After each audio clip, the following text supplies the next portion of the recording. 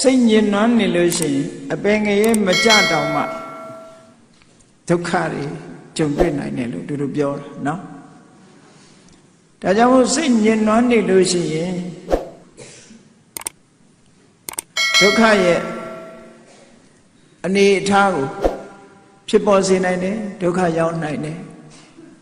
ဒုက္ခကိုသာမျောလင့်နိုင်တယ်သို့သောလူတွေကမျောလင့်နေတာဒုက္ခကိုမျောလင့်တာဒီလိုမျောလင့်တဲ့ဒုက္ခရမှာမဟုတ်ဘူးတဲ့ဒုက္ခကိုပဲရစိတ်တွေတန်ကိလေထေဒုက္ခတိပါတိကင်္ခာတပတ်စိတ်တွေဝိတုဒ္ဓေဒုက္ခတိပါတိကင်္ခာစိတ်စင်ကြယ်တန်ကျင်းပြီဆိုလို့ရှိရင်ဒုက္ခတိဘုံသို့မဟုတ်ဒုက္ခတဂတိချမ်းသာဒုက္ခရဲ့ဖြစ်ပေါ်လာဖို့ရာအတွက်မျောလင့်နိုင်တယ်ချမ်းသာဒုက္ခဖြစ်လာနိုင်တယ်လို့အဲ့တော့ဆိုလိုတဲ့အဓိပ္ပာယ်ကိုခြုံငုံပြီးတော့ပြောရမယ်ဆိုရင်စိတ်နိုင်ရင်ဒုက္ခရောက်တတ်တယ်စိတ်ဖြူစင်လို့ရှိရင်ချမ်းသာဒုက္ခရနိုင်တယ်အဲ့ဒါလို့ဆိုလိုတာအဲ့တော့မြတ်စွာဘုရားရဲ့တရားတော်ဟာတော့ပြုပြင်ဖို့ဟောတဲ့တရားတွေကြီးပဲအဓိကရှုဆိုတာကတော့တာမန်လောက်ပဲသို့တော့ဒီကနေ့လောကသားတွေကအရေးတကြီးအလေးထားပြီးတော့ပြင်းနေကြတာဘာတွေတော့ဆိုရုပ်ပဲပြင်းနေကြတာကောင်းမောကဆာမင်လေးလှအောင်ပြင်းတယ်ကိုမျက်နှာလှအောင်ပြင်းတယ်ဝတ်တဲ့အဝတ်အစားတွေလှအောင်ပြင်းတယ်ကိုပတ်ဝန်းကျင်တွေလှအောင်ပြင်းတယ်သို့သောစိတ်ကိုပြင်ဆင်ဖို့စိတ်ကိုလှအောင်ပြင်ဖို့ဆိုတာကြတော့တတိမရတဲ့လူကရာခိုင်နှုန်းများဆိုလိုတာကစိတ်မှမလှရင်ရုပ်လည်းမလှနိုင်ဘူးလို့စိတ်ကိုအဓိကထားဟောတဲ့ဒေသနာဖြစ်လို့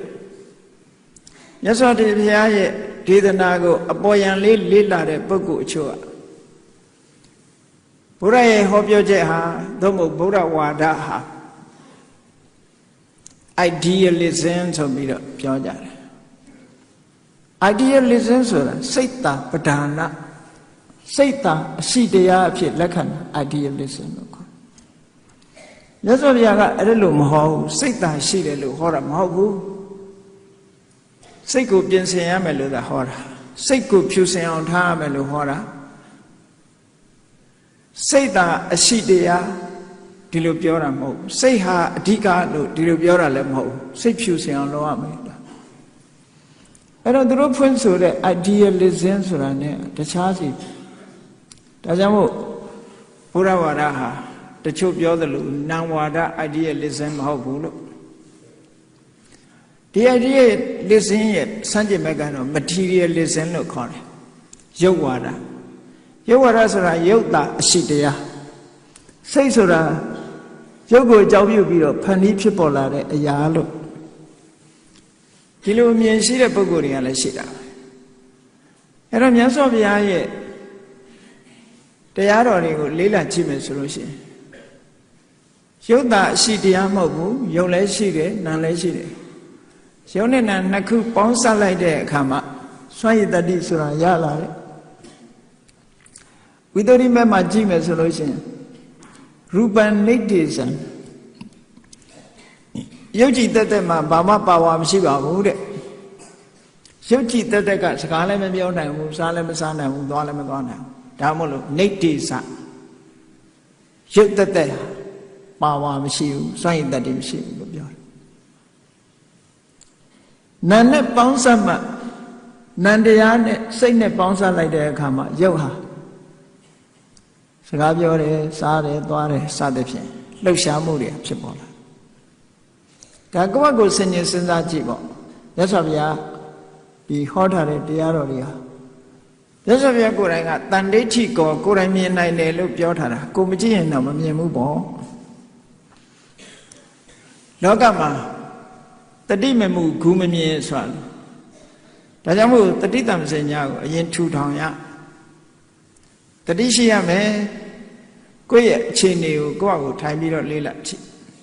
စိတ်ကိုလေ့လာတယ်ရုပ်ကိုလေ့လာအဲ့ဒီလေ့လာတာကိုပဲဒီကနေ့ခေတ် meditation လို့ခေါ်တာ အဲ့တော့ကမ္မထာထုတ်တယ်အဓိပ္ပာယ်ကိုယ့်ပြန်လေ့လာကိုယ်စိတ်ကိုလေ့လာတယ်ကိုယ်ရုပ်ကိုလေ့လာစိတ်အခြေအနေတွေဘယ်လိုဖြစ်တယ်ရုပ်အခြေအနေတွေဘယ်လိုဖြစ်တယ်သိအောင်လေ့လာတာအဲ့ဒါလို့လေ့လာမှသိတာမလေ့လာလို့ရှိရင်မသိဘူးဒါကြောင့်မို့ဒါတွေကလေ့လာလိုက်ပဲဆိုလို့ရှိရင်အခြေအနေတွေကိုအကုန်သိလာ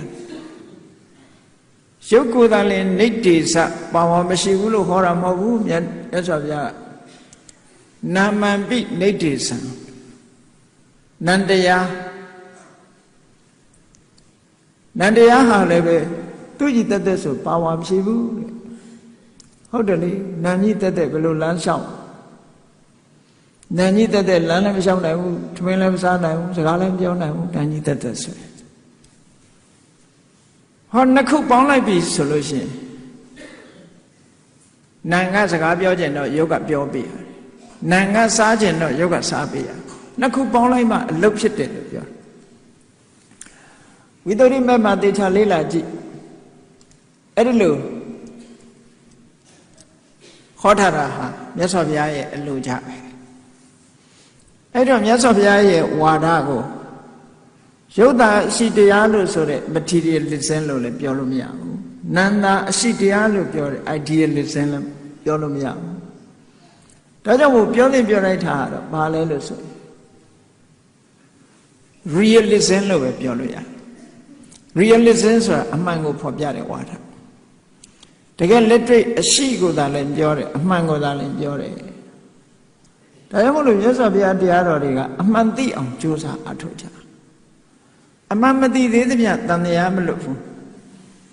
အမှန်မသိရင်အမှားသိနေတယ်အမှားသိနေတာကိုအဝိဇ္ဇာလို့ခေါ်တာပဲအဲ့ဒီအဝိဇ္ဇာရှိနေလို့ရှိရင်သင်္ခါရလို့ဆိုတဲ့ဘဝတစ်ခုကိုတိဆောက်ပြုပြင်နိုင်တဲ့ကံတရားတွေကိုလုပ်အဝိဇ္ဇာဆိုတဲ့ကိလေသာသင်္ခါရဆိုတဲ့ကံနဲ့ကိလေသာနှစ်ခုပေါင်းစပ်လိုက်တဲ့အခါမှာဝိညာဏလို့ဆိုတဲ့ဘဝရဲ့အစတစ်ခုဖန်တီးတယ်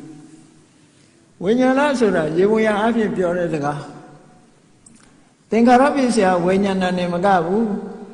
အတိညတပြမဘုံကြတဲ့အခါကျတော့သင်္ခါရပစ္စယဇီဝိတနဝကရုပ်ကိုလည်းဖန်ဆည်းပေးတယ်လို့ဒီလိုပြောရုပ်တာရှိတဲ့ဘုံကြတော့ဝိညာဏမဟုတ်တော့ဘူးပေါ့အဲ့တော့ဆိုလိုတာကအမှန်မသိလို့ရှိကံနေရှိလာလိုက်ကောင်းကံဆိုးကံဆိုတာရှိလာလို့ရှိရင်ဘဝတစ်ခုကပေါ်လာလိမ့်မယ်ဒါဟာအဓိကအချက်အဲ့တော့အမှန်သိအောင်လုပ်ရမယ်လို့ဆိုလို့ဒါဗုဒ္ဓဟောကြားတော်မူခဲ့တဲ့တရားအမှန်သိအောင်လုပ်ဖို့အတွက်ဘာအရေးကြီးတုံးလို့မေးမယ်ဆိုရင်စိတ်ဖြူစင်အောင်လုပ်ဖို့အရေးကြီးကဲဘုန်းကြီးတို့တွေဆင်ခြင်စဉ်းစားကြည့်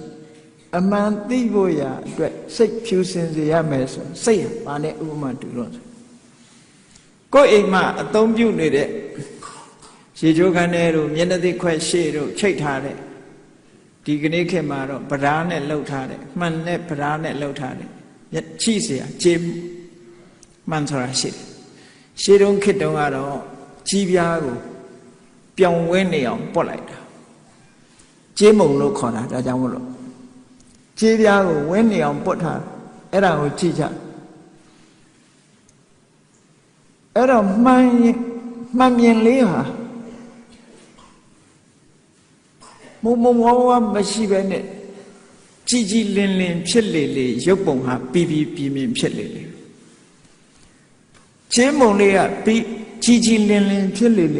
မိမိရဲ့မျက်နှာရိပ်ဟာပြင်းပြင်းမြင်ရလေပဲအဲ့တော့ကိုယ်စိတ်အခြေအနေကလည်းဒီလိုပဲစင်ကြယ်လေးမိမိရဲ့တဏ္ဍာမှာရှိတဲ့သဘာဝတရားတွေကိုပြင်းပြင်းမြင်ရလေပဲမိမိတဏ္ဍာမှာရှိတဲ့သဘာဝတရားတွေကိုပြင်းပြင်းမြင်ရင်လို့ရှိရင်စိတ်ကိုကြည်ကြည်လင်လင်ဖြစ်အောင်လုပ်ပါလို့ဒီလိုဆိုလိုတာပေါ့အဲ့တော့မြတ်စွာဘုရားဟောတဲ့တရားကအလွန်လက်တွေ့ကျတဲ့တရားရှိလက်တွေ့ကျတဲ့တရားဒါကြောင့်မို့မြတ်စွာဘုရားကဒီမဟာအတ္တပုရတုတ်တို့မြတ်စွာဘုရားနိကေလာတဲ့တုတ်တွေထဲမှာ ကျင့်စဉ်တစ်ခုနဲ့ပတ်သက်ပြီးတော့ယဟန်တွေကိုဥတီဟောပေမဲ့လို့နိဗ္ဗာန်ရောက်အောင်ကျင့်ကျင်တဲ့ပုဂ္ဂိုလ်တိုင်းအစဉ်စဉ်ကျင့်သုံးကြအဲ့ဒါကိုတော့မေ့ထားလို့မဖြစ်ဘူးကုသိုလ်ကောင်းမှုလုပ်ပြီးဣရမေပုံညာနိဗ္ဗာန်တပစ္စယောဟောတုလို့ဆိုတာဟာဥတီချက်ရည်စူးချက်စိတ်ရဲ့ဥတီချက်ရည်စူးချက်ကလေးပဲပြောတာတကယ်လက်တွေ့လုပ်ရမယ့်ကိစ္စတွေရှိသေးတယ်လောကလူတွေဟာစိတ်ကူးနေုံနဲ့ဘာမှတော့ဖြစ်ဘူးစိတ်ကူးတဲ့နောက်မှာကြံရွယ်ချက်နဲ့လှုပ်ဆောင်ချက်ကြံရွယ်ချက်ရှိလာပြီဆိုရင်လှုပ်ဆောင်ချက်နောက်ကလိုက်ရမလိုက်ဘူးဆိုလို့ရှိရင်ကြံရွယ်ချက်အထမြောက်မှာမဟုတ်ဘူးတဲ့ဒါလက်တွေ့အနေနဲ့အမတန်မှထင်ရှားတယ်အဲ့မှာနိဗ္ဗာန်ကိုသွားခြင်းပြီးဆိုလို့ရှိရင်ဘာကိုပြင်ရမှာလဲဆိုတော့ကိုယ်စိတ်လေးကိုပြင်စိတ်လေးကိုတန်ရှင်းအောင်လုပ်ရ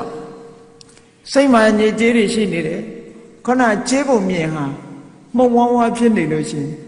ကိုယ့်မျက်နှာရိပ်ဟာပြီးပြင်းပြင်းပေါ်မှာမဟုတ်ဘူးပြီးပြင်းပြင်းမမြင်ရလို့ရှိရင်မျက်နှာမှာဘာရှိတယ်ဆိုတာသိနိုင်မှာမဟုတ်ဘူးပေါ့ဒါကြောင့်မလို့စိတ်ကလေးကြည်လင်းလာပြီဆိုရင်အသိဉာဏ်လေးကလည်းတောက်ပြောင်လာမှာပဲ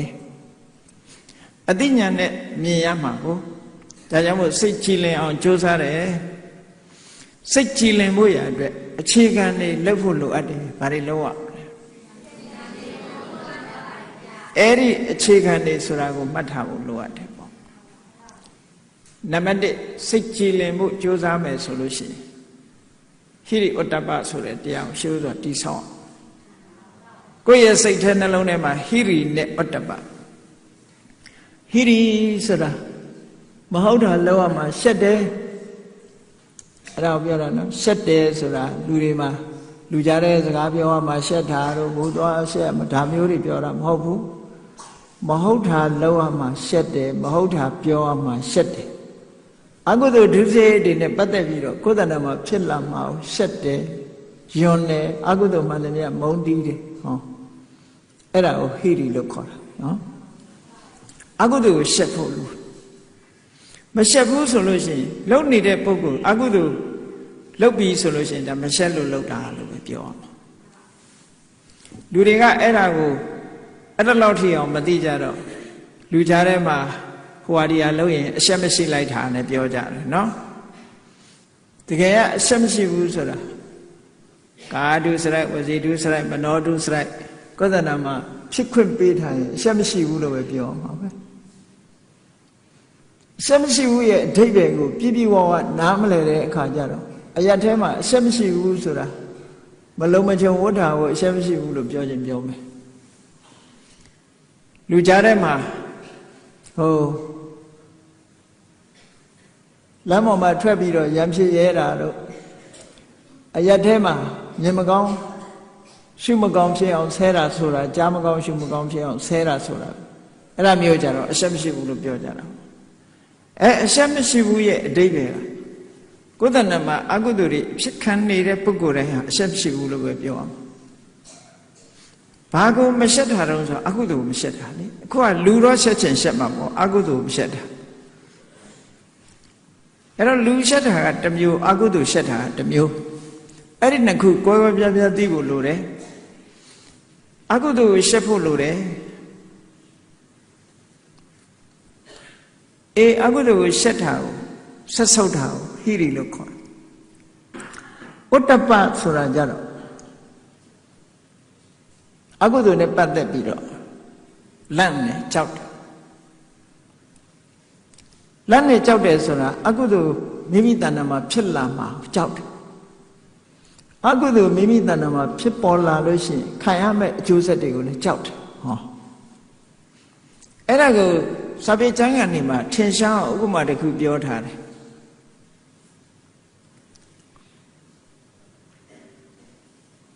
တန်တုံးကြီးတုံးဆိုပါစို့တစ်ဖက်က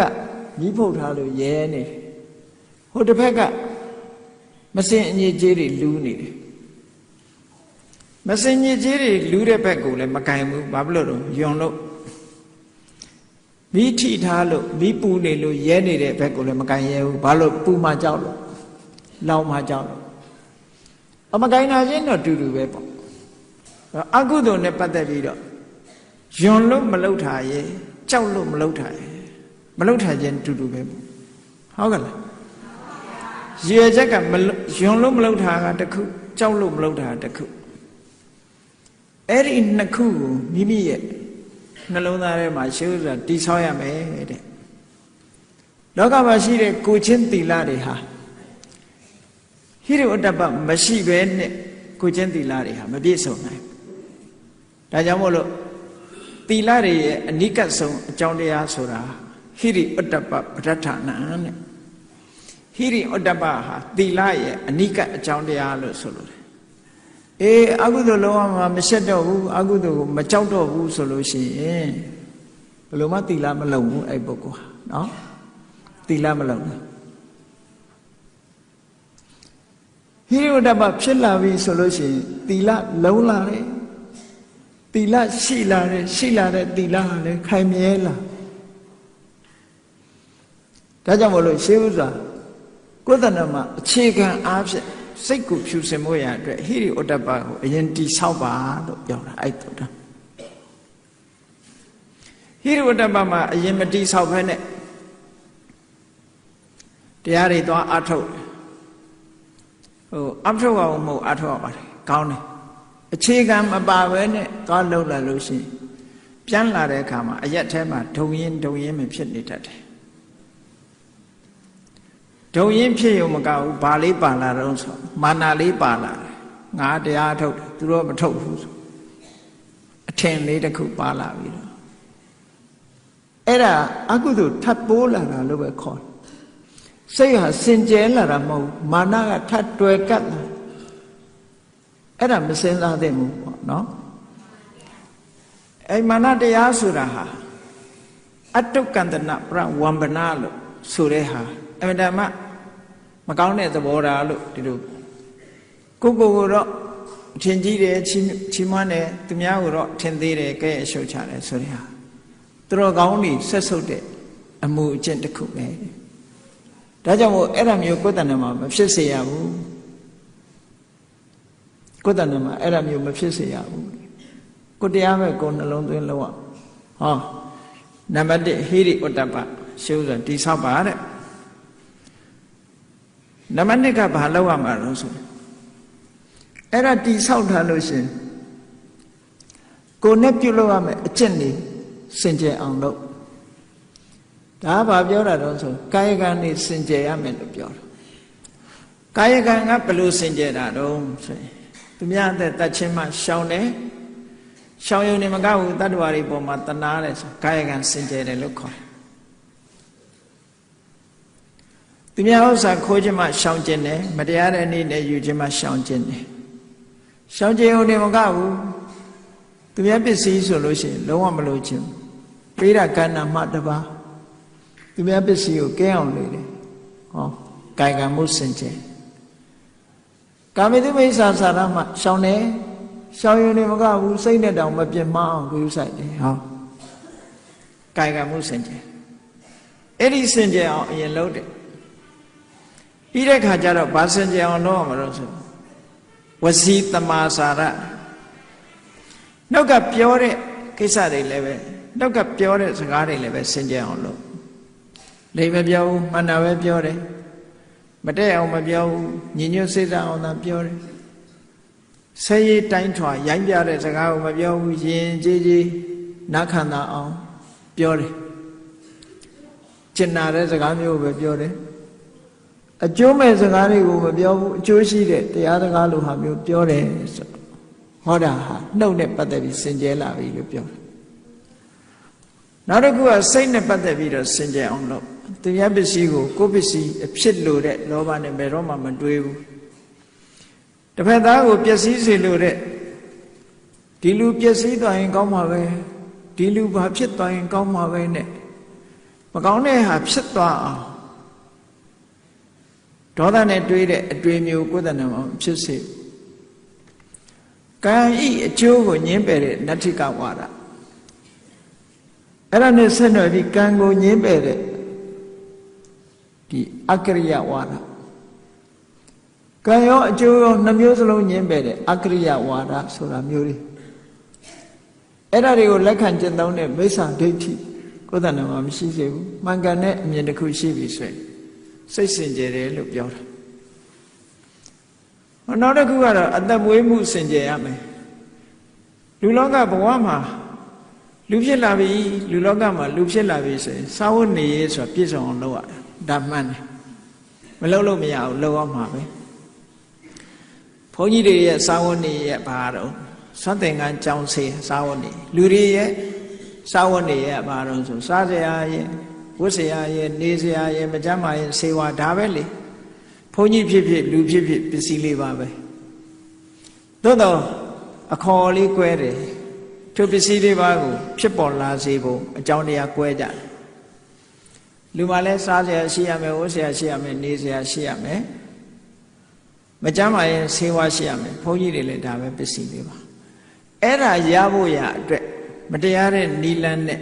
လှုပ်တဲ့လူမတရားတဲ့နီလန်းနဲ့အသုံးပြုပြီးတော့ရှာတဲ့ဘုန်းကြီးဒါမိစ္ဆာအာစီဝါလို့ခေါ်တယ်ဓမ္မလမ်းကြောင်းအတိုင်းရှာဖွေတယ်ဓမ္မလမ်းကြောင်းအတိုင်းရအောင်ကြိုးစားတယ်ဆိုရင်တမ္မာအာစီဝါအဲ့ဒါလို့အသက်မွေးမှုနဲ့ပတ်သက်ပြီးတော့လည်းစင်ကြယ်စေရမယ်ဒါစိတ်ဖြူစင်အောင်လုပ်ပြီဆိုလို့ရှိရင်ဒီအချက်တွေဟာအရေးကြီးတယ်လို့ဒီလိုပြောတာနောက်တစ်ခုကဘာလို့ဆိုလို့ရှိရင်မျက်စိနာနာလျှာကိုယ်စိတ်လို့ခေါ်တယ်အိန္ဒြေ6ပါးကိုထိမ့်သိမ်းစောင့်ရှောက်ဖို့လိုတယ်အိန္ဒြေထိမ့်တယ်ဆိုတော့ကြည်ကျင်တာမကြည့်ရဘူးနားထောင်ကျင်တာမထောင်အောင်ဒီလိုပြောတာမဟုတ်ဘူးအိန္ဒြေထိမ့်တယ်ဆိုတဲ့အဓိပ္ပာယ်က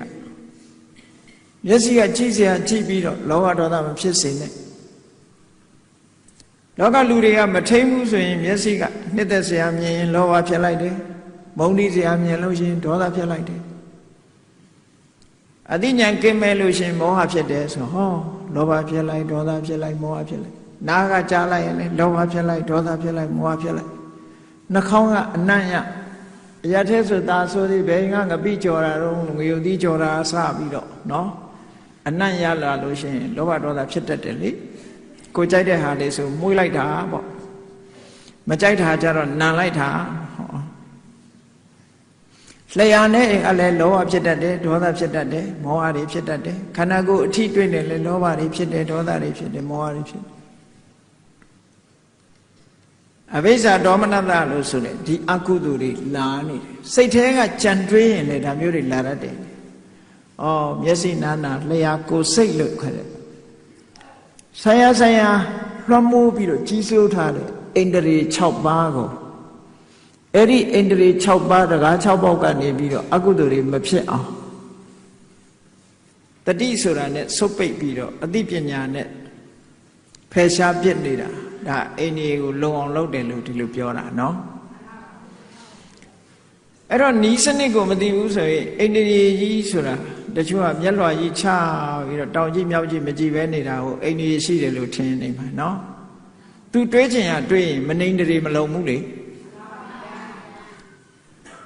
အကုသိုလ်တွေကဥမာမျက်စိကတော့မဝင်ဘူးမှိတ်ထားလို့မျက်စိမှုံရင်လည်းဝင်ញမဝင်မှာပါနော်နားကမကြားလို့နားကဝင်ញမဝင်မှာပေါ့နှာခေါင်းကအနတ်မရတဲ့ယောဂဖြစ်လဲဝင်ញမဝင်မှာပေါ့အဲ့တော့လျှာတို့ကိုယ်တို့လည်းထို့တူပဲပေါ့ဆိုလိုရင်းကအကယ်၍သာမျက်စိကြီးအောက်ချနေတာကိုအိန္ဒြေရတယ်လို့ယူဆမယ်ဆိုလို့ရှိရင်မျက်မမြင်နေအိန္ဒြေရနေတာပဲကြည့်မှကြည့်လို့မှမမြင်နိုင်သူတို့အိန္ဒြေလုံတယ်လို့ပြောလို့ရမရဘူးတကား6ပေါက်သူကသူပိတ်ထားပဲရှိတယ်အကုသိုလ်ကတော့ဝင်လို့မရလို့သာမဝင်ဘူးဝင်တာဘယ်ကဝင်မဝင်လို့ရတဲ့နေရာဝင်နေမှာပဲဟုတ်ကလားဆိုလိုတာကဝင်လို့ရတဲ့နေရာတွေမဝင်အောင်လုပ်တာဒါကိုပြောတာအိန္ဒြိယဘာဝနာသုံးပါလဲမြတ်စွာဘုရားဒါတိတိလင်းလင်းဟောထားတာရှိတယ်အဲ့ဒါလို့အိန္ဒြိယေတုဂௌတ္တ द्वार အိန္ဒြေတွေကနေအိန္ဒြေတွေမှာတကားလုံခြုံအောင်ထိန်းသိမ်းဆောင်ရှောက်မှုဆိုတာလိုအပ်တယ်နောက်တစ်ခုကဘာလို့ဆိုရင်ဘောဇနေမတ်တင်ညွတ်တာအစာအာဟာရစားတဲ့အခါမှာဆင်ញင်တုံတရားနဲ့စားဖို့လိုအပ်တယ်ဆိုလိုတာကတော့ကြိုက်လို့စားတာလား စားသင့်လို့စားတာလားဒီနှစ်ခုရှိရမယ်ဘာအတွက်စားတာရည်ရွယ်ချက်မှန်မှန်ကကြိုက်လို့စားတာဆိုမမှန်ဘူးဟုတ်ကလားစားသင့်လို့စားတာအစာရမစားလို့ရှိရင်ခန္ဓာကိုယ်ကြီးတည်တတ်မှာမဟုတ်ဘူးအလုံးလုံးနိုင်မှာမဟုတ်ဘူးအဲ့တော့ခန္ဓာကိုယ်ဆိုတာသဗ္ဗတတ္တအာဟာရထိတိကအာဟာရကြောင့်တည်တယ်စားသင့်တယ်ဘာအတွက်စားတယ်ခန္ဓာကိုယ်တည်ထမ်းဖို့သက်ရှိဖို့လုံးလုံးနိုင်ဖို့ဆိုတဲ့မှန်ကန်တဲ့ရည်ရွယ်ချက်တွေကိုသိပြီးတော့စားတာမတ္တညူလို့ခေါ်တယ်ပြီးတော့စားတဲ့အခါမှာလည်းအတိုင်းတာလေးနဲ့ကြိုက်ပြီဆိုရင်နင်းကန်စားအစာမကြေယောဂါတွေဖြစ်အဲ့ဒါလည်းအတိုင်းတာတစ်ခုမသိဘူးလို့ပြောတာပဲနော်အဲ့တော့အတိုင်းတာတစ်ခုသိပြီးတော့စားရမယ်တဲ့ဒါတွေကစိတ်စင်ကြယ်မှုစိတ်ရဲ့အညစ်အကြေးတွေကိုဖယ်ရှားတော့မယ်ဆိုရင်အခြေခံအားဖြင့်လိုအပ်ချက်တွေလို့ဒီလိုပြောတာနောက်တစ်ခုကတော့ဇာကရိယာနုယောဂနိုးနိုးကြာကြာကြိုးစားရနိုးနိုးကြာကြာကြိုးစားမိမိလျော်ရောလှုပ်ချင်တဲ့ခါလှုပ်မလှုပ်ချင်တဲ့ခါနေမဟုတ်ပဲနိုးနိုးကြာကြာကြိုးစားတာနိုးနိုးကြာကြာကြိုးစားတယ်ဆိုတော့ကိုယ်တဏ္ဍာမှာရှိတဲ့စိတ်ရဲ့အညစ်အကြေးတွေ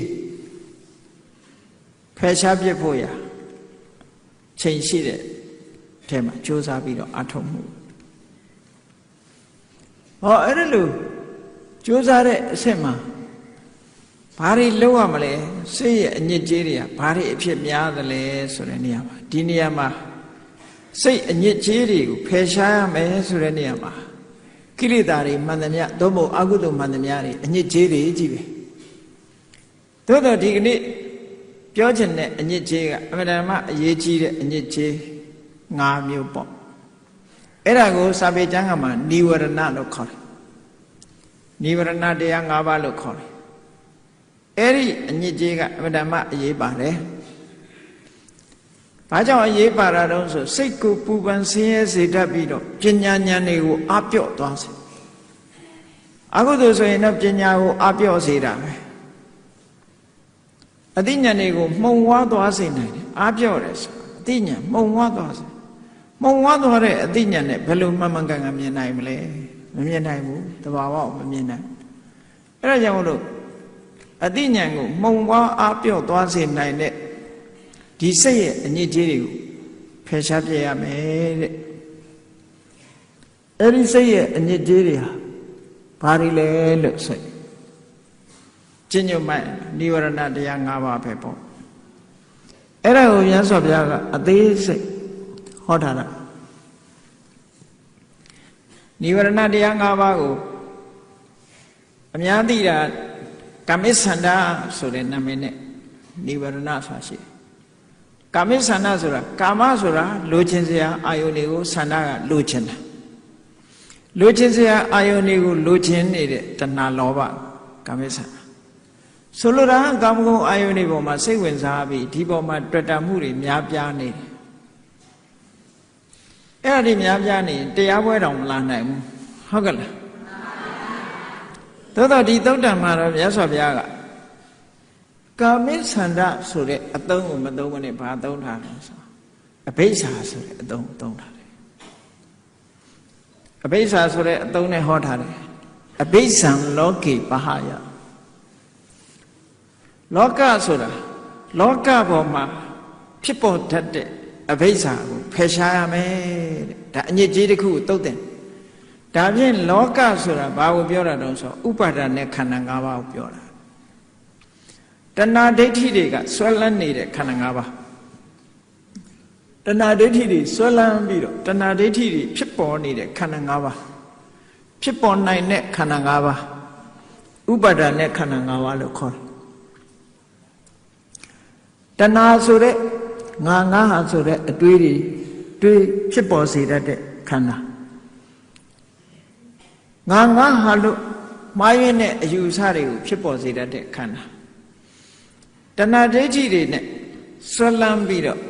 သိမ့်ပိုက်ထားတဲ့ခန္ဓာမျိုးဥပါဒณะခန္ဓာလို့ခေါ်တယ်ဒါအဓိကကတော့ကိုယ်ခန္ဓာပဲနော်ဥပါဒณะခန္ဓာဆိုတာကိုယ်ခန္ဓာအာယုန်အနေနဲ့သိမ့်ပိုက်ထားကိုပြောတာမဟုတ်ဘူး အာယုံအနေနဲ့ကြတော့ကိုယ်ခန္ဓာတွေမဟုတ်ဘူးသူများခန္ဓာကိုတွေ့တာလည်းဖြစ်တာပဲလေနောက်ဆုံးမှတွေ့တာမှုကယဟန္တာပုဂ္ဂိုလ်ရဲ့ခန္ဓာတောင်သွားတွေ့တာရှိသေးတယ်လေကြားဘူးကြမှာပေါ့သောရိယတထေသားတို့အမတန်ချောမောတတ်ပဲလှပဲတဲ့လှပတဲ့ရှင်ကိစ္ဆယနာငါရဲ့ဇနီးတွေဖြစ်ရင်ကောင်းမှာပဲလို့သွားတွေးသေးတာပဲဒါယဟန္တာရဲ့ခန္ဓာကိုယ်ကိုသွားပြီးတော့တွေ့တာတဲ့သဘောပဲပေါ့အမတန်ချောမောလှပတဲ့ဥပ္ပလဝဏထေရီကိုသူ့ရဲ့ဒီမောင်နှမဝမ်းကွဲတော်တဲ့ပုဂ္ဂိုလ်ကအမြဲတမ်းတွေ့တာစိတ်နဲ့အခွင့်အရေးချောင်းနေတာဟောထေရီမကယဟန္တာမကြီးပဲလေအဲ့တော့ယဟန္တာမကြီးရဲ့ခန္ဓာကိုယ်ကိုလည်းပဲပုရုဇဉ်ရဲ့တဏှာဒိဋ္ဌိကတွေ့တာပဲအဲ့ဒါလို့အာယုန်နဲ့တွေ့တာကိုဆိုလိုတာမဟုတ်ဘူးတဲ့ဘုန်းကြီးတို့ကိုယ်ခန္ဓာကိုယ်ကြတော့တဏှာအမြင်နဲ့လဲငါဟာလို့မြင်တယ်ဒိဋ္ဌိအမြင်နဲ့လဲငါရဲ့အတ္တလို့မြင်တယ်အဲ့ဒီအမြင်တွေနဲ့တွဲပိုက်သိမ့်ပိုက်ထားတဲ့မှတ်ယူထားတဲ့ခန္ဓာကိုယ်ဥပါဒณะခန္ဓာလို့ဒီလိုဆိုလို့အာယုံအဖြစ်မဟုတ်ဘူးသူတို့ကဒီမှာ remain ဖြစ်နေ line latent နဲ့အနုတ္တယဓာတ်အနေနဲ့ဂိမ်းနေတာကိုပြောတာဒီခန္ဓာမှာအဲ့ဒါတွေဂိမ်းနေကိုယ်ခန္ဓာကိုယ်မှာလူတွေကြည့်လေဣတ္တမမဒါငါဟာပဲနော်ဣတ္တမမဆိုအတွေ့လေးနဲ့နေတာလေဧသောမေအတ္တငါရဲ့အတ္တပဲဟောဒီလိုတွဲနေတဲ့အဲ့ဒီတွေ့တာမှုတွေရဲ့ပေါက်ဖွားရာခန္ဓာကိုဥပါဒณะခန္ဓာလို့ဒီနေရာမှာဆိုအာယုံပြုတာကတော့ဘုရားရဲ့ရုပ်ကိုလည်းပဲဘုရားဆိုတာအမတမမြတ်စွာဘုရားရဲ့ရူပကာယတော်အမတမကြီးညိုစရာကောင်းတာပဲရုပ်ကိုကြီးညိုလို့ရှိရင်ရှင်ဝက်ကလိတို့ကြည့်ပါလားဘုရားရဲ့ရုပ်အစင်းကိုဖူးနေရလို့ရှိရင်သူ့စိတ်ထဲမှာမခွဲနိုင်မခွာရဲ့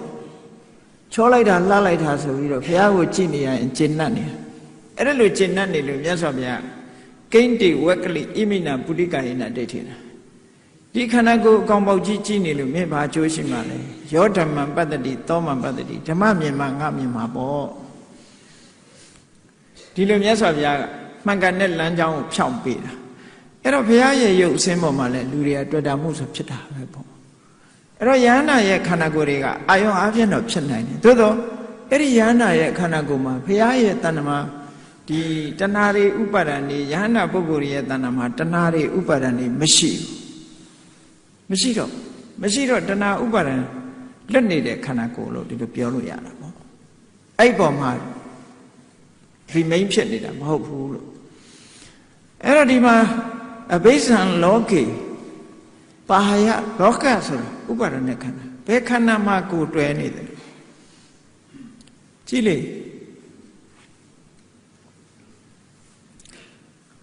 ဒီကိလေသာဆိုတာတွေ့တာတဲ့အပေါ်မှာဖြစ်တာနော်မတွေ့တာဘူးဆိုလို့ရှိရင်ကိလေသာဆိုတာသူကသူငြိမ်းနေတာသူကသူငြိမ်းတဲ့သဘောအခုက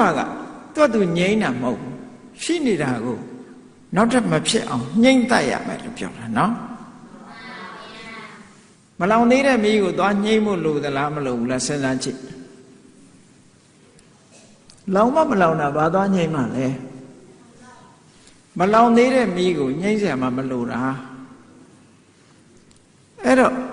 လောင်မဲ့အရာကိုတော့ငြိမ်းရလိမ့်မယ်လေသူကသူငြိမ်းသွားတာမဟုတ်ဘူးသူကလောင်မဲ့အခြေအနေရှိရင်မလောင်အောင်လုပ်ရမယ်ပေါ့ဒီလိုဆိုလိုတာပေါ့လောင်မဲ့အခြေအနေရှိနေတာကိုမလောင်အောင်လုပ်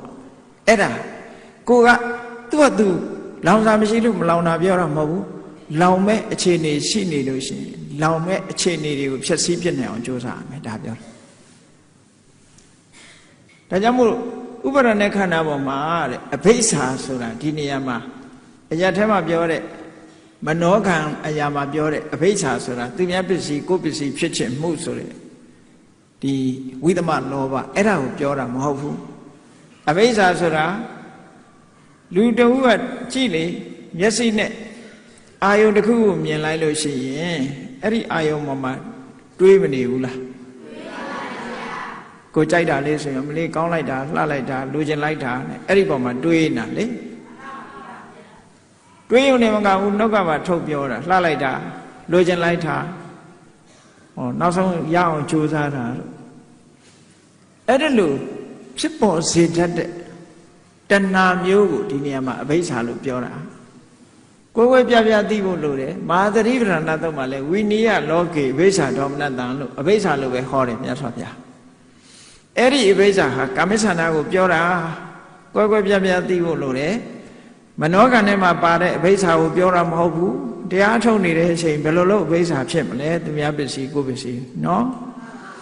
အဲ့ဒီအဘိဓါကိုပြောတာမဟုတ်ဘူးအာယုန်တစ်ခုမြင်လိုက်ရင်အဲ့ဒီအာယုန်ပေါ်မှာလိုချင်တဲ့အတွေးတွေလောဘနဲ့တွေးတဲ့အတွေးတွေကိုမဖြစ်စေနဲ့ဒါကိုဖယ်ရှားပစ်လိုက်လို့ရှိရင်အာယုန်ကိုမြင်မိမဲ့လို့ဒီအတွေးမလာတော့ဖယ်လို့မလာတာမရှိလို့မလာတာမဟုတ်ဘူးတခါတည်းလူကသဘောကောင်းနေတာပတ်ဝန်းကျင်ကကောင်းလို့ကောင်းနေတဲ့သဘောကောင်းမျိုးမဆိုလိုဘူးအဆိုးကြတဲ့အကောင်းဖြစ်ရဒီလိုဆိုလိုတာနော်အခုကလည်းလောဘဆိုတာဖြစ်เสียကောင်းလိုက်တဲ့အတိုင်းကြားတဲ့ကမဖြစ်အောင်နေမှလောဘမဖြစ်အောင်ဖယ်ရှားနိုင်မှတရားကိုဆိုလိုတယ်ဒါကြောင့်မို့အဘိဇံလောကေပဟယခန္ဓာလို့ဆိုတဲ့ဥပါဒနာခန္ဓာလို့ဆိုတဲ့လောကမှာတဏှာနဲ့တွေးတဲ့တဏှာနဲ့တွေးပြီးတော့ဖြစ်ပေါ်လာတဲ့တဏှာလောဘကိုနောက်ထပ်မပေါ်ရလေအောင်ဖယ်ရှားပြရမယ်အဲ့ဒါလို့ဖယ်ရှားပြခြင်းဖြင့်ဝိကတာဘိစေနစေတတဝိဟရတိအာယုန်ဒီပေါ်မှာတွေ့တာမှုကင်းတဲ့စိတ်နဲ့နေရမယ်ဒါစိတ်ရဲ့အညစ်အကြေးကိုဖယ်ရှားခြင်းပဲနော်တွေ့တာမှုကင်းတဲ့နဲ့နေရမယ်ဒါဖြင့်ဖယ်ရှားမယ်ဆိုတော့ဘယ်လိုလုပ်ဖယ်ရှားမလဲဖယ်ရှားတဲ့နိလန်းရောရှိရလားရှိတယ်ဖယ်ရှားတဲ့နိလန်းကိုမြတ်စွာဘုရားဟောတာဘာနဲ့ဖယ်ရှားမလဲတတ္တဝါပေါ်မှာတွေ့တာမှုလူပေါ်မှာတွေ့တာမှုနော်တွေ့တာမှုရှိပြီဆိုရင်အတုပဘာဝနာကိုပွားပြီးဖယ်ရှားရမယ်ဒါဖယ်ရှားတဲ့နည်းစနစ်တစ်ခုပဲကာမိဆန္ဒဆိုတဲ့និဝရဏကိုဖယ်ရှားခြင်းလို့ရှိရင်ဟုတ်လားအဲ့ဒီလောဘမဖြစ်အောင်စัจ jin မဲ့အာယုန်တစ်ခုကိုယူရလှတယ်လို့ထင်ပြီးတော့ကိုယ်စိတ်ကလောဘဖြစ်ရင်မလှတာကိုရွေးပြီးတော့ရှာတွေးရမယ်လို့ဆိုလိုတယ်လှတာကိုလှတယ်လို့တွေးနေလို့ရှိရင်ဒါတွေကလာတော့မှာပေါ့နော်ကြည့်ပါလားဓမ္မပဒမှာဟောထားတာရှိတယ်လေအတုပနုပတ္တိဝိဟရန္တာအိန္ဒရိယေတုအတံဝုတ္တဆိုတော့တုပနုပတ္တိဝိဟရန္တာအိန္ဒရိယေတုအတံဝုတ္တလှတယ်လို့ရှုနေမယ်အိန္ဒြေကိုထိမ့်သိမ်းဆောက်ရှောက်မှုမဖြစ်ဘူးဆိုလို့ရှိရင်အဲ့ဒီပုဂ္ဂိုလ်ဟာဒီကာမိဆန္ဒဆိုတဲ့လောဘတွေလွှမ်းမိုးသွားမှာပဲအဲ့ဒါကြောင့်မလို့မလွှမ်းမိုးရအောင်အတုဝနုပတ္တိဝိဟရန္တအိန္ဒြိယေတုတုတံဝုဒ္ဓအိန္ဒြေထိမ့်သိမ်းဆောက်ရှောက်ပြီးမလှပဘူးဆိုတာကိုမြင်အောင်ကြည့်ရမယ်လို့ဒီလိုပြောတာအေပမာတွေကအတုပဆိုလို့ရှိရင်တော့ဟိုအနိစ္စရောက်တဲ့လူပဲအောင်းမေ့တေဓမ္မအတုပလို့ထင်တာနော်အခုကမသေးခင်ကအတုပကိုသိမြင်အောင်လုပ်ဖို့လိုတာပေါ့မသေးခင်ကအတုပဆိုဟုတ်တယ်လေမနဲ့မိုးလင်းလာလို့ရှိရင်ဘာအရင်လောက်ရ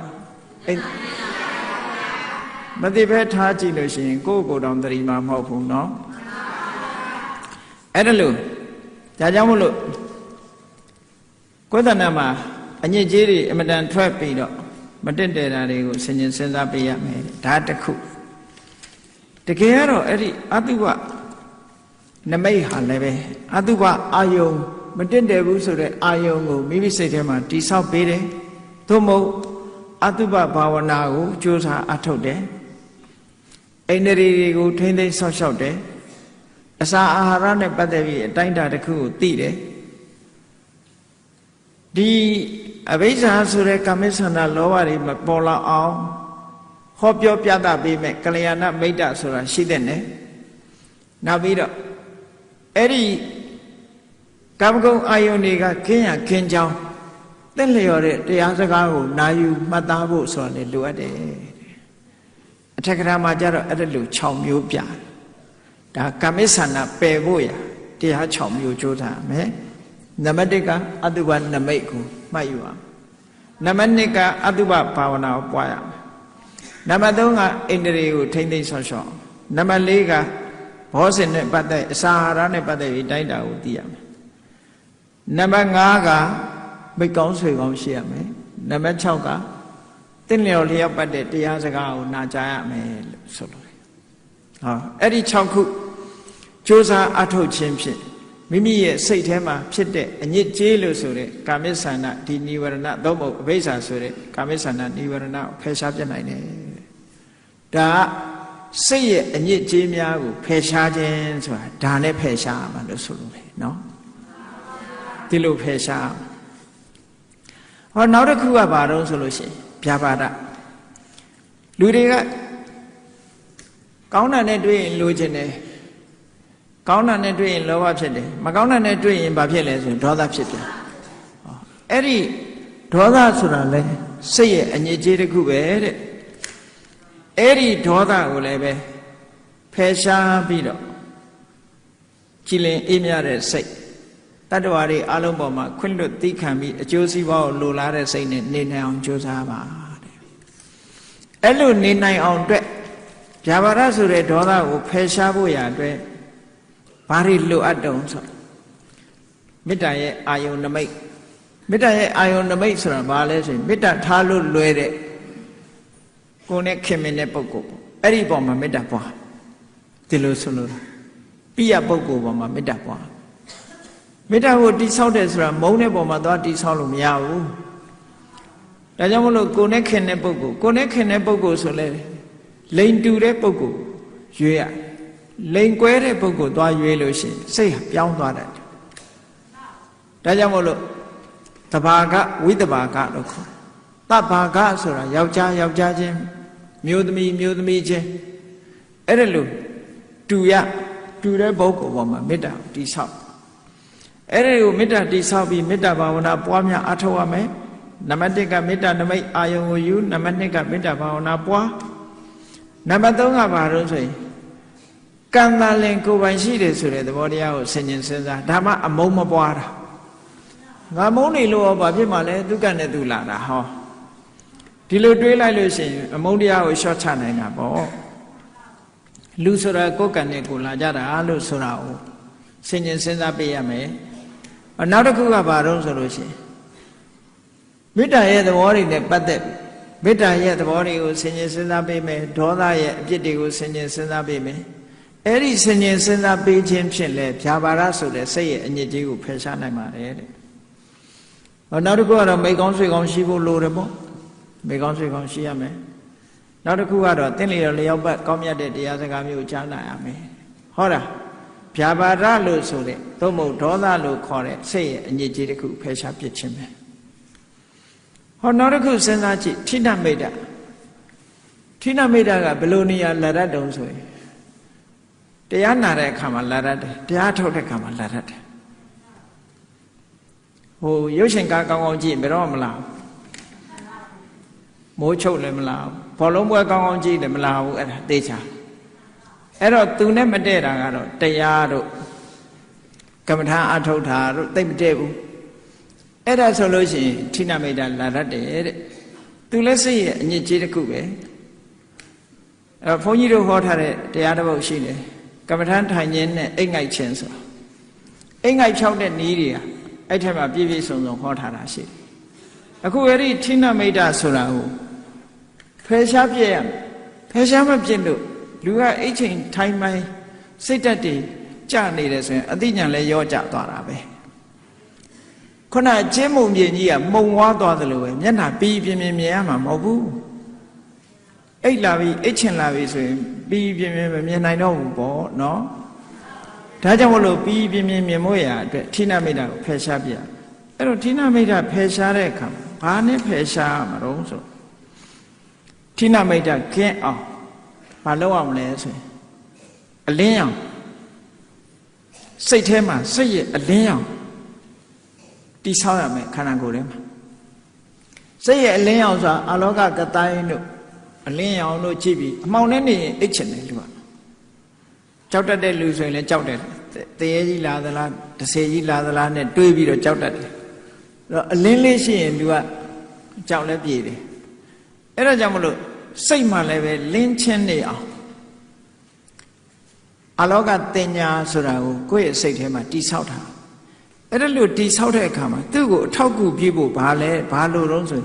တတိနဲ့တမ္ပဇဉ္ညာနှစ်ခုလေတိဆောက်ပေးရအမြဲတမ်းတတိထားတတ်လာတယ်ဆင်ញင်စဉ်းစားနေတယ်ဟောအဲ့ဒါဆိုလို့ရှိရင်ဒီထိနမိတ်တာဆိုတာဖယ်ရှားနိုင်တယ်လို့ဒီလိုပြောတာနော်ဟိုတွေးတွေးရင်လည်းမအိတ်ချင်တတ်ဘူးလူတွေပြောကြတယ်ညအတွေးလွန်သွားလို့အိတ်လို့မရဘူးဒါကအဲ့ဒီလိုထိနမိတ်တာတွေဖြစ်ပေါ်လာပြီဆိုလို့ရှိရင်ဘာနဲ့ဖယ်ရှားမလဲလို့ဖယ်ရှားတဲ့နည်းစနစ်တွေကိုပေးထားတာတော့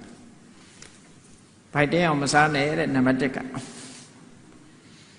ဗိုက်တင်းအောင်စားတာထိနမိတ်တာကိုဖိတ်ခေါ်နေသလိုရှိတယ်နော်ကိုယ့်ကိုဗိုက်တင်းအောင်စားကြည့်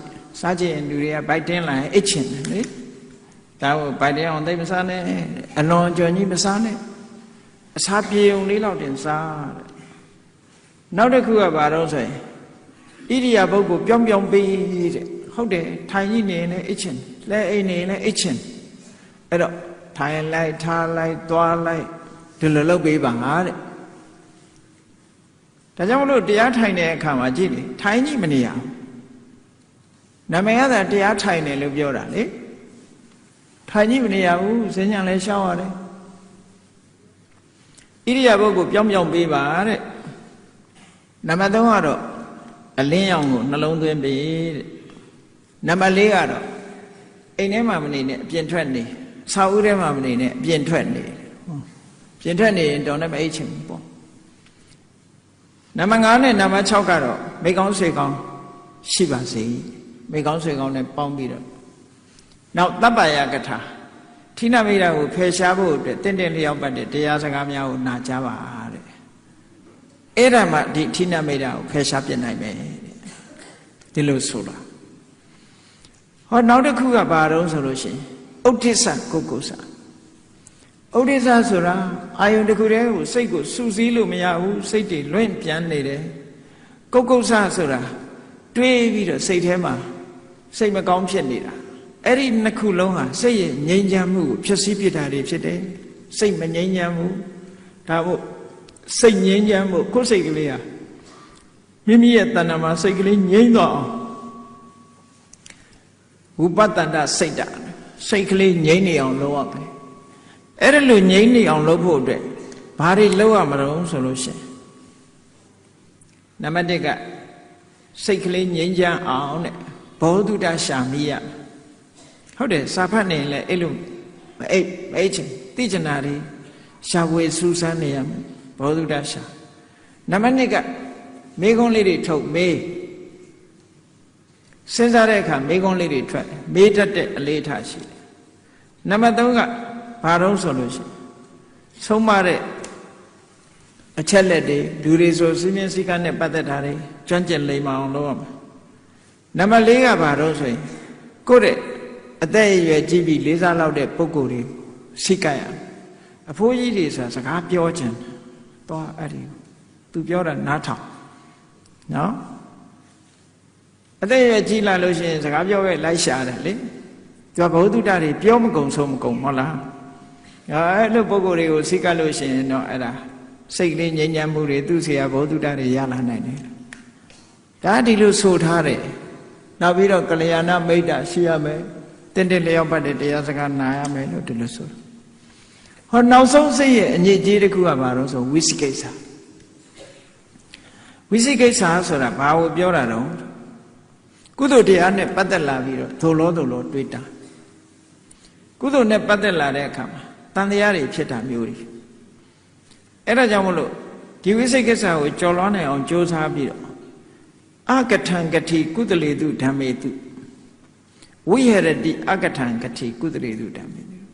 ကုသိုလ်တရားတွေနဲ့ပတ်သက်လာပြီးတော့သို့လောတွေးတောယုံမှခြင်းမရှိဘူးမှာပဲတရားအထုတ်တယ်တရားအထုတ်တဲ့တရားနဲ့သို့လောရွေးတော့တုံတန်းတွေးတောတာမရှိဘူးတမာရီနဲ့ပတ်သက်ပြီးသို့လောတွေးတောယုံမှားတာမရှိဘူးအသိပညာနဲ့ပတ်သက်လာတွေးတောယုံမှားတာမရှိဘူးအဲ့ဒါလို့ယုံမှားမှုဆိုတာရှိနေလို့ရှိရင်အလုံးမဖြစ်ဘူးယုံမှားတယ်ဆိုတာခြိတုံချတယ်ဒွေတာပထလက်နဲ့တည်းရောက်သွားတာ ਨੇ တူတူပဲ တွေလကစားတာဟုတ်သလားမဟုတ်ဘူးလားစိတ်ကနှလုံးတစ်ခွဖြစ်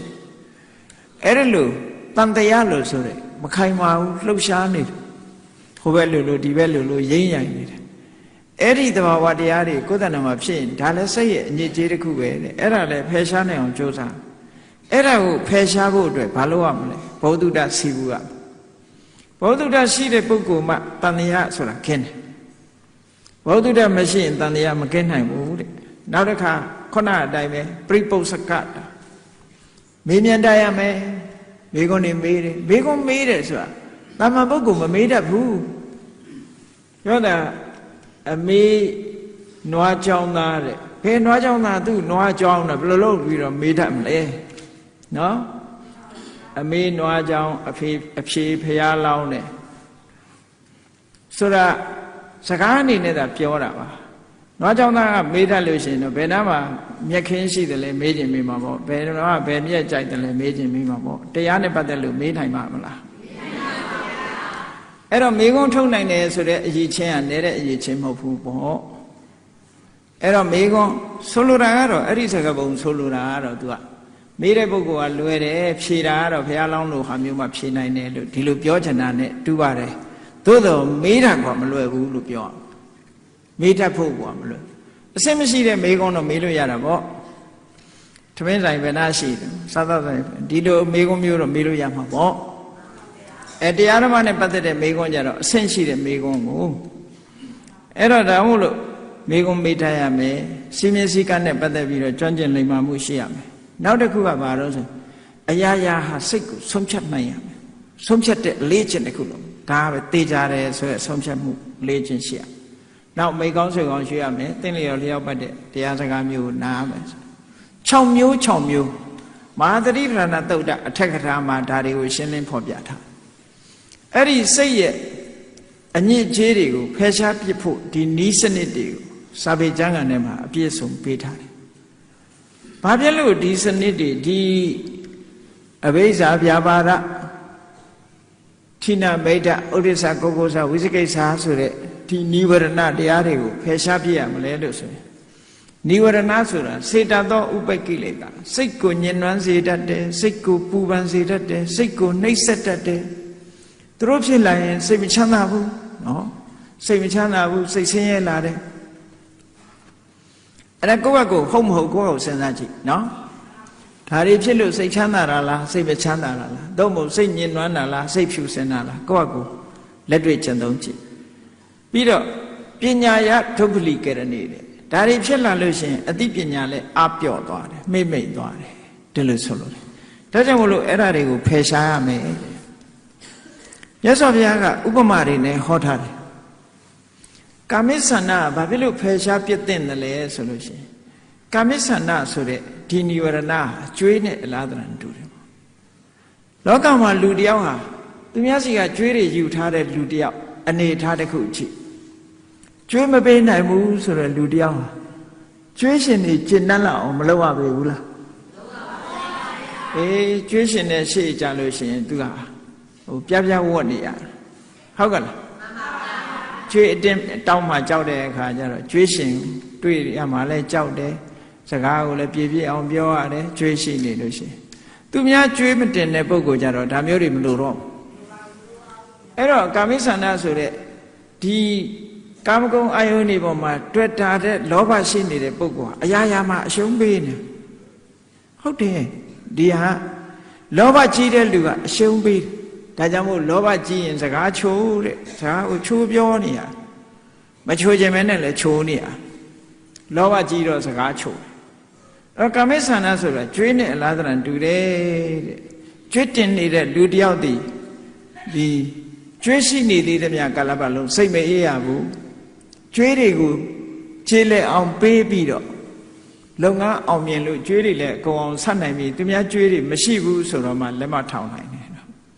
အဲ့ဒါလိုပဲဘုန်းကြီးတို့တွေကာမိဆန္ဒဆိုတဲ့နိဝရဏတရားကိုစိတ်ထဲကနေဖယ်ရှားပြစ်လိုက်လို့ရှိရင်ကျွေးကင်းသွားတဲ့လူရဲ့ဝမ်းသာမှုမျိုးခံစားရမယ်လို့ဒီလိုပြောနော်ကျွေးကင်းတဲ့ပုဂ္ဂိုလ်ရဲ့ဝမ်းသာမှုမျိုးကိုအဲ့ကြမှာရအဲ့ဒါမဟုတ်ရင်မရဘူးကျွေးတင်နေတဲ့ပုဂ္ဂိုလ်လိုပဲအရာရာမှာဟ ရှုံးပေးနေရရမှရှုံးပေးနေရနောက်တစ်ခုဗျာပါဒဆိုတာတော့ဘာနဲ့တူတုံးဆိုရင်ယောဂနဲ့တူတယ်ယောဂဖြစ်နေတဲ့ပုဂ္ဂိုလ်တရားဟာလေကြည့်ထွင်းလဲစားလို့မကောင်းဘူးစိတ်ထဲမှာလည်းမပျော်ဘူးဟောယောဂရှိနေပြီဆိုလို့ရှိရင်ဘယ်ဟာမှအရသာမရှိတော့စိတ်ဆိုးနေတဲ့လူတယောက်ဟာလည်းအဲ့တိုင်ပဲဘာမှမထူနော်ဒေါသဖြစ်နေတဲ့ပုဂ္ဂိုလ်တယောက်ကဲကလေးလေးတွေစိတ်ကောက်နေရင်ထမင်းစားရလားစားဘူးနော်နေမကောင်းနေတဲ့လူရောထမင်းစားရလားခိုးစားတာကြတော့လူမသိမှမသိတာနော်သို့တော့နေမကောင်းတဲ့ပုဂ္ဂိုလ်ထမင်းမစားခြင်းတယ်လို့ပဲဒေါသဖြစ်နေတဲ့ပုဂ္ဂိုလ်လည်းအစာမစားခြင်းဘူးဟုတ်ကလားစားရင်လည်းမမြိတ်ဘူးဒီလိုဖြစ်တာဟောအဲ့ဒါကြောင့်မို့လို့ဗျာပါဒဆိုတာစိတ်ကိုဖောက်ပြားသွားစေတာလို့ယောဂနဲ့အလားတန်တူတယ်အေးယောဂပျောက်လို့ကျမ်းမာလာတဲ့ပုဂ္ဂိုလ်တယောက်ထမင်းလည်းစားခြင်းနဲ့စားတဲ့ခါမှလည်းရတာရှိတယ်ဟောယောဂမရှိတဲ့ပုဂ္ဂိုလ်ကကျမ်းမာရေးကောင်းလာပြီဆိုရင်ဘာစားရတာရှိတော့ဝမ်းသာယောဂဖြစ်တုန်းကစိတ်ညစ်ရတယ်ယောဂလည်းပျောက်ရောဟေးစားလို့ကောင်းထမင်းနေလည်းစားလို့ကောင်းပြီဆိုပျော်ရတယ်လို့ပဲတဲ့ဗျာပါဒဆိုတဲ့တရားကိုဖယ်ရှားပြစ်နိုင်လို့ရှိရင်လေကျမ်းမာတဲ့ပုဂ္ဂိုလ်ရဲ့ပျော်ရွှင်မှုမျိုးပျော်ရွှင်ရမှာပါတဲ့ဒါကြောင့်မို့ဒီစိတ်အညစ်အကြေးကိုဖယ်ရှားနိုင်အောင်ကြိုးစားမယ်ဒီလိုဆိုတာနော်ဟောနောက်တစ်ခုကဌိနမိတ်္တဆိုတာဘာနဲ့အလားတန်တူတုံးဆိုရင်ထောင်ကြီးနဲ့အလားတန်တူထောင်ကျနေတဲ့လူတယောက်ဟာဘာပွဲလန်းသဖြင့်ရှိသူပါဝင်ခွင့်ရရလားမရပါဘူးဗျာအေးအိပ်ပြောနေတဲ့ပုဂ္ဂိုလ်ကဘယ်တရားပွဲမှမရောက်ဘူးဘယ်တရားစကားမှလည်း तू မကြားလိုက်ရအောင်အိပ်ပြောနေလို့ရှိရင်ဟုတ်ကဲ့လားမှန်ပါဗျာသိအိပ်ချင်နေတဲ့ပုဂ္ဂိုလ်ကစကားကောင်းကောင်းလည်းလွတ်သွားတာပဲငယ်တော့ကြားဘူးတယ်ပြောကြတာဆရာတော်ကြီးတစ်ပါးတရားဟောရင်ဟောတာတမန်ရှေးတုန်းကတော့ဇက်ပွဲတွေက तू ကခစ်စားတာခုခေတ်တော့ဇက်ပွဲတွေကသိမခစ်စားတော့ဘူးတမန်ဇက်ပွဲတွေလူတွေကညာလုံးမောက်ဇက်ပွဲကြည့်တာဟုတ်တညလုံးဆိုတော့ပြင်းစရာအကောင်းဆုံးကဘာတော့ဆိုလို့ရှိရင်ဝန်ကြီးတွေစကားပြောတဲ့အခါတော့ပြင်းစရာကောင်းတော့ပေါ့ဟဲ့နော်ဇက်မျောနာမင်းသားမင်းသမီးထွက်မှ तू ကတချင်းဆိုတာတို့ဘာတို့ဒါတော့ပဲ तू ကစိတ်ဝင်စားတာဟုတ်အဲ့တော့ဒကမာကြီးတယောက်ကဝန်ကြီးတွေစကားထွက်နေတဲ့အချိန် तू ကအိတ်လဲအိတ်ချင်တယ်မင်းသားထွက်တဲ့အခါကျတော့လေလွတ်သွားမှဆိုတော့သူနာလူတွေကိုလက်တို့ပြီးတော့မှားတာအသက်ထွက်ရင်ပြောသမှာအသက်ဆိုတာဘသူပြောတာတုံးလို့ဆိုတော့တသက်စိန်ကိုပြောတာကဲအသက်ထွက်ရင်ပြောသမှာတဲ့အခုလည်းပဲအဲ့လိုဟာမျိုးလဲရှိမှာပဲဇာကြည့်တဲ့အခါမှာနော်ဒီပြင်ချိန်တော့အိတ်မပေါ့လေအသက်ထွက်ရင်ဘယ်လိုလုပ်ပြောမလဲကိုကြိုက်တာကြတော့အဲ့လိုကြည့်ချက်အဲ့ဆိုလိုတာကဌိနမိတ်္တဆိုတာတွေလွှမ်းမိုးနေမယ်ဆိုရင်ဘာမှသိလိုက်မှာမဟုတ်ဘူးတဲ့လူဟာအိတ်မောကြနေတဲ့အခါမှာကောင်းတာတွေဆိုလည်းမသိလိုက်ဘူးတန်တရားကြီးထဲမှာဒီလိုအိတ်မောကြနေတဲ့လူတွေမြင်ဦးလားလေအိတ်မောကြတဲ့အကောင်တကောင်ကြားဘူးတယ်မဟုတ်လားဘာတဲ့တုံးအေးကာလနဂါဘုရားတဆူပွင့်သွားလိုက်သူကအိပ်ပျော်သွားလိုက်ဘုရားတဆူပွင့်လိုက်ရွှေခွက်မျောတဲ့အခါမှာရွှေခွက်ချင်းတိုက်နိုးတဲ့နော်အဲ့ဒါလို့အိမ်မောကြနေတဲ့ပုဂ္ဂိုလ်တယောက်ဟာသစ္စာလေးပါးတရားဘယ်လိုလုပ်နာခွင့်ရမှာလဲအဲ့တော့ထောင်ကြနာနဲ့မတူဘူးလားဒါကြောင့်မို့လို့ဌိနမိတ်္တကိုထောင်လို့နှိုင်းရှင်ပြီးတော့မြတ်စွာဘုရားဟောတာထောင်ထဲရောက်နေတဲ့ပုဂ္ဂိုလ်တယောက်ဟာတဲ့ဘလောက်ပျော်စရာကောင်းတဲ့ပွဲသဘင်တွေဖြစ်ဖြစ်သူခံစား권မရှိဘူးအေးထောင်ကလွတ်လာပြီဆိုလို့ရှိရင်ပျော်စရာတွေအလုံးသူခံစားရပြီးတော့ဝမ်းမြောက်ဝမ်းသာဖြစ်ရတယ်တဲ့ဟောအဲ့ဒီလိုဌိနမိတ်္တကိုပယ်ရှားလိုက်နိုင်မယ်ဆိုရင်ဝမ်းမြောက်ဝမ်းသာဖြစ်စရာတွေကြုံလာမှာရဲ့လို့ဒီလိုပြောတာနော်နောက်တစ်ခုကဘာလို့ဆိုရင်ဥဒိစ္စဂုက္ကုစအဲ့ဒါဟာကျွတ်ဘဝနဲ့အလားတန်တူတယ်စိတ်တွေလေးနေတာတို့တန်တရားတွေစိတ်တွေလေးပြီးတော့စိတ်ပူပန်နေတာကျွတ်ဘဝနဲ့အလားတန်ကျွတ်ဘဝဆိုတာဘာမှမလွတ်လပ်ဘူးအရှင်သခင်နေခိုင်းတာပဲလောက်ရတယ်သူကသူမပိုင်ဘူးကိုမပိုင်ဘူးမပိုင်တဲ့ဘဝမှာဆိုရင်ဘာမှခံစားနိုင်ခွင့်မရှိဘူးပေါ့သူမှခံစားခွင့်မရှိဘူး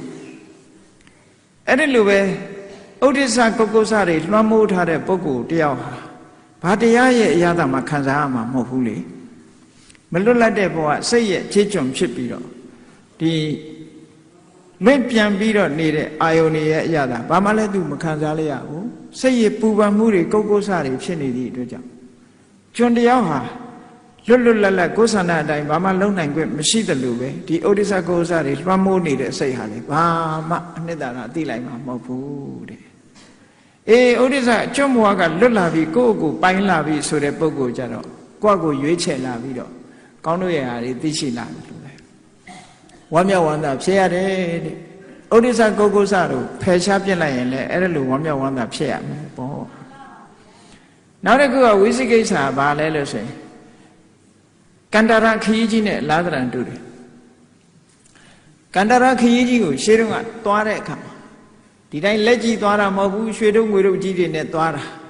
ရွှေတုံးငွေတုံးကြီးတွေနဲ့သွားတော့ဒီကန္တရာခရီးကြီးဆိုတာအမြဲတမ်းအန္တရာယ်များတယ်လူဆိုးတွေတခိုးတွေဓမြတွေရှိနေအဲ့ထဲသွားရတယ်ဆိုတာအမြဲတမ်းအန္တရာယ်ကြီးတာကိုယ်ထဲမှာပါလာတဲ့ယရနာတွေကိုအလုခံမှကြောက်တယ်အလုခံမှကြောက်တော့အဲ့ဒီပုဂ္ဂိုလ်ရဲ့စိတ်ကိုစဉ်းစားကြည့်အမြဲတမ်းတန်တရားနဲ့ဘယ်နှများတွေ့မလို့ဘယ်နှများတွေ့မလို့ဒီလိုမဖြစ်ပေဘူးလားအေးကုသိုလ်ကောင်းမှုလှုပ်တိုင်းလှုပ်တိုင်းကုသိုလ်တွေနဲ့ပတ်သက်လာလို့ရှိရင်လည်းဝိသိကိစ္စရှိနေတဲ့ပုဂ္ဂိုလ်ကအဲ့လိုပဲတန်တရားတွေနဲ့သွားနေဟောငြိမ်းချမ်းတဲ့နယ်မြေခုခေတ်လို့ဆိုဖြူရောင်နယ်မြေပေါ့နော်အဲဖြူရောင်နယ်မြေရောက်ရင်ဘာမှကြောက်เสียမလိုဘူးဆိုတဲ့ပုဂ္ဂိုလ်ကြတော့စိတ်အေးချမ်းလက်ချမ်းမသွားနိုင်ဘူးလားအေးဝိသိကိစ္စဖယ်ရှားပြစ်လိုက်လို့ရှိရင်ကုသိုလ်ကောင်းမှုတွေမှာစိတ်ဟာအေးချမ်းသွားတယ်ပေါ့ဝိသိကိစ္စရှိနေရင်စိတ်ကမအေးချမ်းဘူးတန်တရားတွေလွှမ်းမိုးနေတယ်ဒါကြောင့်မို့လို့ဝိသိကိစ္စကိုပစ္စည်းဥစ္စာတွေနဲ့ကန္တရခရီးစိုးကြီးကိုသွားနေရတာနဲ့လာသရံတူတယ်လို့မြတ်စွာဘုရားဒီလိုခေါ်တာအဲ့တော့စိတ်ရဲ့အညစ်အကြေးတွေဟာကျွေးနဲ့တူတဲ့ကာမဆန္ဒယောဂနဲ့တူတဲ့ဗျာပါဒထောင်နဲ့တူတဲ့ဌိနမိဋ္ဌကျွံ့ဘဝနဲ့တူတဲ့ဩဒိစ္စကိုကုစ္ဆကန္တရခရီးကြီးကိုသွားရတာနဲ့အလားတရံတူတဲ့ဝိသိကိစ္စအဲ့ဒီစိတ်ရဲ့အညစ်အကြေးတွေကိုဖယ်ရှားနိုင်အောင်ကြိုးစားအထောက်ကြရမှာဖြစ်တယ်အဲ့ဒါတွေကိုမဖယ်ရှားဘဲနဲ့နိဗ္ဗာန်ကိုရတဲ့ပုဂ္ဂိုလ်လောကတရားမှမရှိဘူးနော်ဘယ်ပုဂ္ဂိုလ်ပဲဖြစ်ဖြစ်ဒီလမ်းကနေသွားတာယူအကုန်ဒါဖြင့်ပြန်ဝိသခာခုနှစ်နှစ်သမီးလေးတွေဘုရားတရားဟောတာရဟန္တာဗံဖြစ်သွားတယ်ဆိုတာရောဒါတွေမဖယ်ရှားဘဲနဲ့ဖြစ်သွားတာလားဘယ်ဟုတ်မှဒါတွေဖယ်ရှားသွားတာဒါတွေမဖယ်ရှားဘဲနဲ့သစ္စာလေးပါမမြင်နိုင်ဘူးနိဗ္ဗာန်ဆိုတာလည်းမမြင်နိုင်ဘူးဟုတ်ကလားသစ္စာလေးပါဆိုတဲ့အထဲမှာနိဗ္ဗာန်ပါတယ်လေနိဗ္ဗာန်ပါတယ်နိဗ္ဗာန်ကိုမြင်မို့ရသစ္စာလေးပါမြင်မှာအဲ့ဒါကြောင့်မို့လို့ဒါတွေကိုမဖယ်ရှားနိုင်ပဲနဲ့ကြီးကြီးလင်းလင်းပြီးပြီးပြင်းပြင်းမြင်ဖို့ဆိုတာလုံးဝမဖြစ်နိုင်ဘူးတဲ့ဒါကြောင့်မို့လို့စိတ်ရဲ့အညစ်အကြေးတွေကိုဖယ်ရှားရမှာဖြစ်တယ်စိတ်ရဲ့အညစ်အကြေးများကိုဖယ်ရှားခြင်းနိဝရဏတရားတွေကိုဥတည်ပြီးတော့ဟောကြားတဲ့စိတ်ရဲ့အညစ်အကြေးများကိုဖယ်ရှားခြင်းဆိုတဲ့ဒီတရားကိုနာပြီးတဲ့အခါမှာဘုရားမြတ်စွာဟောကြားတော်မူခဲ့တဲ့အတိုင်းတို့ရဲ့တဏ္ဍာမှာဒီစိတ်ရဲ့အညစ်အကြေးတွေရှိနေသလားရှိနေလို့ရှိရင်တို့တွေဖယ်ရှားဖို့ကြိုးစားရမှာဖြစ်တယ်ဖယ်ရှားတဲ့နည်းစနစ်တွေကိုမှတ်သားပြီးတော့လုံးဝမဖယ်နိုင်လို့ရှိရင်လည်းအပြော့တော့တဖြည်းဖြည်းချင်းပါတော့ဒီအညစ်အကြေးတွေတို့ဖယ်ရှားမှာလို့ကိုယ်စီသဘောကျပြီးတော့စိတ်ရဲ့အညစ်အကြေးများကိုဖယ်ရှားနိုင်အောင်ကျင့်ကြံကြိုးကုပ်အားထုတ်တော်မူနိုင်ကြပါစေကုန်သတည်း